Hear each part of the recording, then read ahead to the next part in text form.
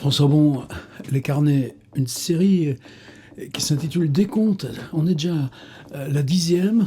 C'est avancé à tâtons, comme tout ce qu'on fait, tout ce qu'on pense. C'est tellement à tâtons. Et cette obscurité là, dans cette grande caverne étant tellement démultipliée par l'état actuel du monde. Alors oui, il s'agit d'une autobiographie orale, mais une autobiographie orale centrée là, sur les questions de lecture-écriture, peut-être pas, mais ce qui t'a construit aussi par l'arbitraire, par les erreurs, par les bifurcations, par ce dont tu ne sais pas les conséquences au moment où tu l'accomplis. Alors avancer à tâtons, toi, par exemple, c'était hier midi, discutant avec un ami, un peu plus jeune que moi, mais pas beaucoup, pas tant que ça. Mais t'as fait le service militaire, toi? Bah oui, parce qu'à l'époque, le service militaire, c'était obligatoire. Et c'était où? Qu'est-ce que t'as fait? Ah, j'étais à Papeete, j'étais télétypiste à Tahiti. Télétypiste à Tahiti. Tu pourrais presque dire ça en un seul mot. Mais c'est quoi télétype? Je savais même pas. C'est les bandes perforées que tu créais parce qu'il était dans un atoll, Mururoa. Autant des essais nucléaires, oui, mais c'était encore souterrain. Il n'y a que Chirac qui a fait ce scandale là d'essais nucléaires aériens dans cet atoll, et la destruction volontaire là, de ces si magnifiques antipodes. Lire le livre de Patrick Deville là, sur toute cette histoire là, de l'Océanie. Et puis tu dis, waouh, mais ça devait être un rêve. Ouais, tu parles de ceux qui supportaient pas là, l'exil sur l'atoll, rapatriement sanitaire, ou comment ça pète les plombs. À l'époque, oui, service militaire obligatoire.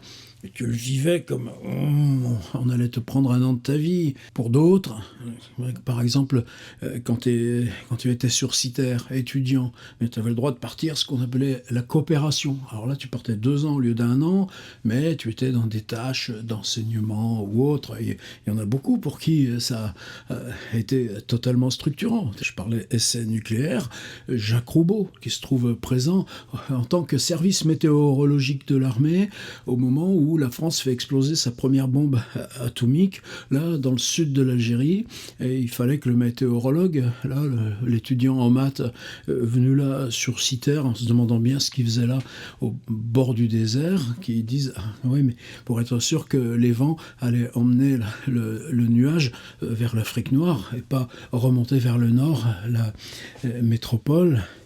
Je pense à Jean-Loïc Lequelec.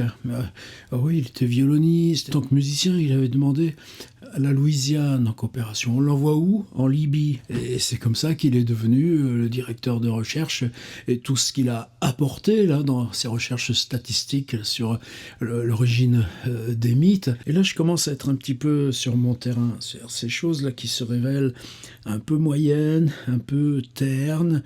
Et c'est justement parce que tu restes longtemps là dans ce moyen, dans ce terne, que finalement va t'être délivré là, ce qui va être ton paquet à toi, ce dont tu vas avoir à traiter pour conduire ta vie. Alors à l'époque, c'était pas très brillant, c'était les arts et métiers à Bordeaux, hop là, et puis redoublé, il m'envoie à Angers. À Angers, ça n'arrivait plus à m'intéresser, ces trucs. Puis finalement, là, il me vire. Et là, c'est une année un peu intermédiaire. J'ai commencé des petits boulots en intérim. Je m'étais inscrit en fac de maths.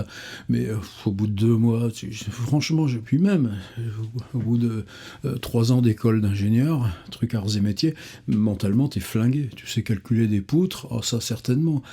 Tu sais faire ce qu'on appelait méthode du travail, calculer le travail en temps masqué, mais faire de la théorie ou de l'intelligence, c'était pas trop le genre maison. Et puis là, j'arrivais bien aux 3 jours. C'était quoi les 3 jours? Tu devais te présenter parce que tu avais l'âge, ou bien parce que là tu avais fini de différer à cause des études, c'était mon cas. Tu étais convoqué, j'étais encore à Angers, on me convoquait à Blois, et ça s'appelait les 3 jours. Je crois pas que c'était 3 jours, je crois qu'on dormait une nuit. Donc tu arrivais en fin d'après-midi, tu avais une grande journée, et puis ça s'appelait toujours les 3 jours, les 3 jours, les 3 jours. Ce dont je me souviens, imagine, attends, telle année... Tchom pom bom, tchom bom bom, t'es l'année 75-76, par là. Si tu relis ça, par exemple, à l'âge du rock'n'roll, tu as des horloges pour dater ces trucs-là. Mais j'ai pas beaucoup d'autres horloges pour l'époque. Et surtout, j'avais aucune horloge littéraire. Sinon, que tu prenais la vie comme ça, comme une espèce de question, une question qui te restait toujours étrangère. Ça, par contre, pour moi, c'était peut-être ça qui a induit, enfin, que plus tard, là, ça se transforme en écriture. Ce côté de dire, ah mais ça, c'est pas pour moi, ah mais ça, j'ai pas envie, ah mais ça, je veux pas aller là, ah mais ça... Et tout devient, non pas une sorte de spectacle, mais une sorte de spectacle au ralenti, une sorte de spectacle où tout est décomposé, tout est très lent, et rien ne t'attire, en gros. Alors, ce dont je me souviens, c'est du train. On avait un billet de train, c'est-à-dire on avait le droit de voyager gratuitement. Tu avais le papier là, de ta convocation. Bon, bah, c'était rien. Hein. Angers-Blois, par tour, 100-150 km. Et qu'à Blois, wow, la chance. Des camions militaires à Ben et Ridel nous attendaient. Et là, tu te retrouves, tu découvres qu'il y a plein de clampins dans ton genre, tu le vois bien, une sorte de désoccupation, puis se regarder les uns les autres comme ça. Puis il y a les camions militaires, il y en avait au moins 2 ou 3, qui sont là sur le parvis de la gare. Tu y vas, puis le type il regarde même pas. Hey, montez.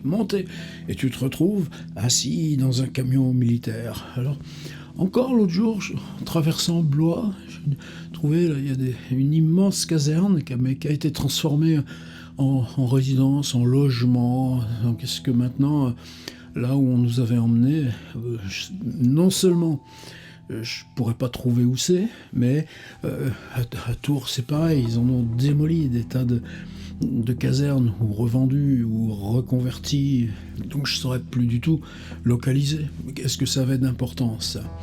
Alors le premier soir, est-ce que c'était des conférences, des machins, j'en sais rien. Il me semble qu'on nous parlait de l'intérêt, de l'importance de l'armée, du rôle, ce que représentaient ces 3 jours. Et puis ensuite, il y avait manger, genre de cantine, aucun souvenir. Il y avait la soirée, je me souviens que cette soirée, dans ces baraquements, il y avait...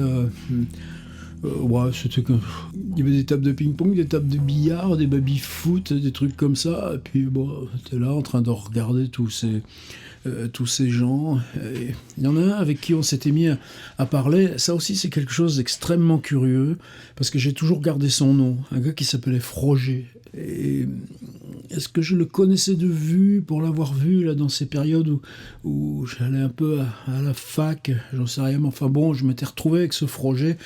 Puis à 2, t'es quand même, tu regardes, t'es observateur, t'es ensemble, du coup, t'attends, il n'était pas plus motivé que moi, c'est un gars qui avait un petit Rabelais, mais avec des cheveux longs, comme ça, je le revois encore sur son Solex, là, arrivé à la fac avec son truc, qu'est-ce qu'il est devenu ? J'en sais rien. Mais en tout cas, j'étais plus tout seul. Puis ensuite, il y a les box, tu te répartis, tu roupilles, bon, c'est comme... Pour moi, j'étais pas si loin encore là, des box d'internat de lycée que Mégara à Poitiers, des pioles là, et dortoirs aux arts et métiers à Bordeaux, puis Angers. Donc finalement, c'était toujours les mêmes sommiers, les mêmes cadres en ferraille, les mêmes bardas là, de couverture à la con. Puis de toute façon, qu'est-ce que t'en as à faire ? T'es là pour une nuit. Puis le lendemain... Alors je me souviens, on passait à la toise, et là j'ai commencé à être aux aguets. C'est-à-dire tu commençais par le médical. Alors le médical, c'était te mesurer, te peser. En gros, il aurait fallu te vendre. Puis après, tu passais en entretien. Et là, moi, j'avais amené toutes mes armes secrètes. Figurez-vous qu'en kayak, je m'étais fait une luxation de l'épaule quand j'étais ado. Oh, ça, c'est une chance énorme pour le service militaire. Donc, j'avais pu amener, ma radio de la luxation de l'épaule. Et puis, c'est pas une vanne, hein, ça n'a pas été simple, hein, parce qu'après, ça s'est reproduit plusieurs fois. Il a fallu, là, vous voyez, c'est ça, le petit fil là, très ténu où tu sépares l'arbitraire de ce qui compte pour ta vie, et y compris même les sensations physiques de quand tu écris. peu importe. Et puis, je suis myope, c'est pas une découverte. Donc ça faisait 3 jours que je m'étais forcé à pas dormir, prendre du café. C'est-à-dire que déjà, j'étais un peu oscillant. Tu me demandais de répondre, c'est pas très brillant. En général, même aujourd'hui, c'était encore moins brillant.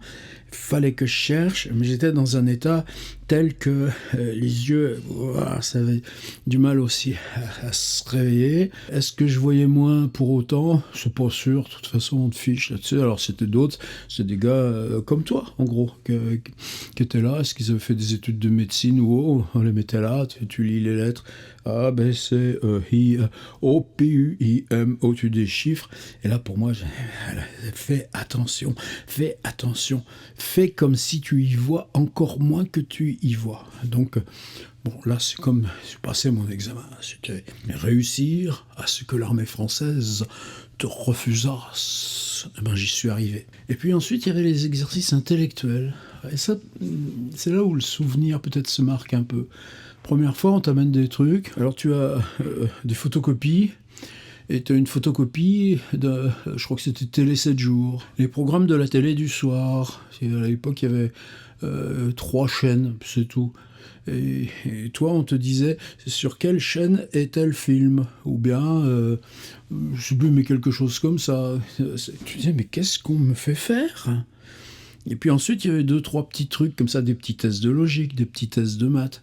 Et là, ce qui me souvient à l'époque, c'est que évidemment, tu es dans une grande charrette générationnelle, donc tous les types que tu vois autour de toi, ces dizaines et ces dizaines, ils ont ton âge. Bah ouais, mais l'illettrisme, ça frapperait combien? Ou bien ce côté rural. Est-ce qu'aujourd'hui, c'est encore de la même... Il y a encore les mêmes clivages. Probablement les clivages sont ailleurs. Entre la ville et ce qu'est le pourtour de la ville. Entre ce qu'est le lycée général et ce qu'est le lycée professionnel ou le centre d'apprentissage. Et puis il y a d'autres clivages qui reviennent encore plus violents. Et peut-être que justement, même aujourd'hui, est-ce que ça te définit toi dans une appartenance de classe? On l'aurait refusé avec tout ce qu'on s'imaginait penser, nous les fiers marxistes, tout ça. Mais tout d'un coup, tu découvres que ce petit bagage de curiosité intellectuelle, ou tout simplement d'avoir fait tes 3 ans déjà post-bac, en quoi, là, ça te met là, dans une espèce de... quelque chose qui surnage par rapport à l'océan de tous ceux qui en ont été privés. Alors attention, à l'époque, il n'y avait que les garçons. Quand bien plus tard, le service militaire terminé, j'ai emmené à plusieurs reprises mes propres enfants à la base aérienne de Tours, là près de l'aéroport où autrefois il y avait tous les avions militaires et tout ça, et que c'était plus 3 jours, c'était juste une journée de je sais plus quoi. Mais eux, les tests, ils les faisaient toujours, et puis les conférences, ils les avaient. Mais c'était plus du tout la même chose, et c'était filles et garçons. Et puis après, tu rentres, tu es anxieux, parce que tu dis, est-ce que c'est sûr qu'ils vont pas vouloir de moi? Ils n'ont pas voulu de moi. Je pense que tu devais attendre 3 semaines, 1 mois. J'ai eu un vague papier. C'était marrant parce que plus tard, quand j'ai commencé à travailler en intérim à Vitry, dans cette boîte là, Siaki, où il y avait quand même, tu touchais du matériel pour les centres nucléaires, pour l'aviation. Donc il y avait quand même une espèce de trucs à l'embauche où il fallait que tu fasses patte blanche, et on te demandait quelle situation militaire. Alors tu m'étais exempté, on te demandait prouvez-le, justifiez-le. Tu l'as encore, le papier d'exemption? Je crois me souvenir que longtemps je l'ai mis. Voilà, maintenant il y a longtemps aussi que je l'ai plus. T'es exempté de quoi? Mais si, tout d'un coup, c'était avoir été dispensé là, de cette obligation militaire pendant... Mes 2 frères n'en l'ont pas été. Est-ce que ça aurait été quoi? Des copains aussi, tu te retrouves dans le service photographique de l'armée.